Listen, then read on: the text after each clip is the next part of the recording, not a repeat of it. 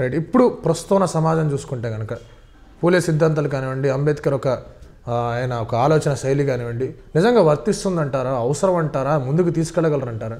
ఖచ్చితంగా 100కి 100% అవసరమే.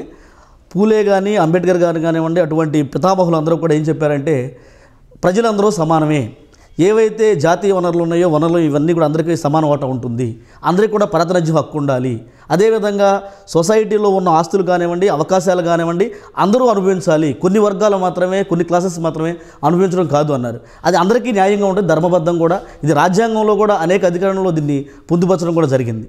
కాబట్టి ఖచ్చితంగా ఈ దేశం ప్రపంచ దేశాల్లో అగ్రగామంగా ఉండాలంటే పూలే అంబేద్కర్ యొక్క సిద్ధాంతాలను అందరూ కూడా అనుసరించాల్సిన అవసరం ఉంది.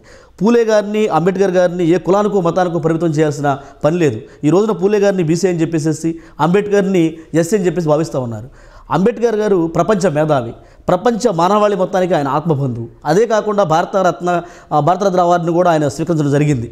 అదేవిధంగా భారత రాజ్యాంగాన్ని నిర్మించిన ఘనత ఆయనకు దక్కింది. మరి ఆయన ఈ రాజ్యాంగాన్ని ఓన్లీ ఎస్సీల కోసమో బీసీల కోసమో మైనార్టీల కోసమో కాదు, అందరి కోసం కూడా చేశారు. కాబట్టి ఆయన ఒక జాతీయ నాయకుడు కాకుండా, జాతీయ నాయకుడే కాకుండా ప్రపంచ స్థాయి నాయకుడిగా ఎవరైతే ఆయన అనుసరిస్తారో వాళ్ళు ఖచ్చితంగా డెవలప్ అవుతారో, ఆ దేశం కూడా డెవలప్ అవుతుంది.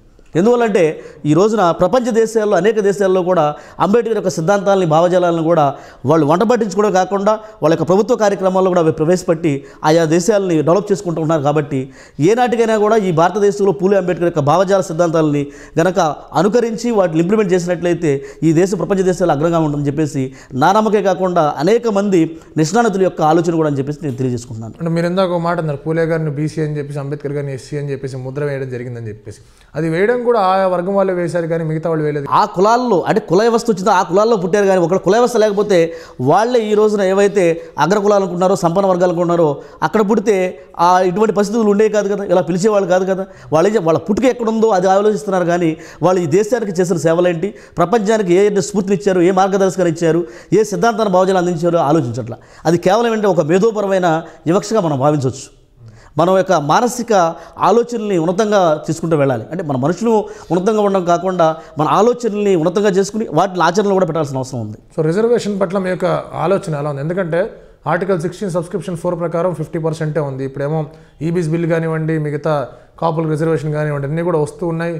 డాక్ట్రిన్ ఆఫ్ కాన్స్టిట్యూషన్ దాంట్లో కూడా ఉంది, చేయగలని చెప్పి డిబేట్ నడుస్తుంది. దీని గురించి మీరేమంటారు?